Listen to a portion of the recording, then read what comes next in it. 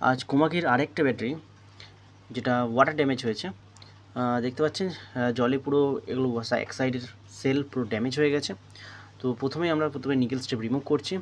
Nickel strip remove করার প্রত্যেকটা সেলের আইআর ভোল্টেজ চেক করা হবে। চেক করার পরে নতুন করে আবার এটাকে স্পট ওয়েল্ডিং করা হবে। স্পট ওয়েল্ডিং হয়ে গেছে, এখন ব্যালেন্সিংয়ে করা হচ্ছে। ব্যালেন্সিং হয়ে যাওয়ার পরে এটাকে এখন ডিসচার্জে বসানো হয়েছে ফুল চার্জ করে। তো এখন দেখা যাচ্ছে 80 ভোল্ট আছে আর 9.7 অ্যাম্পিয়ারের ডিসচার্জ হচ্ছে।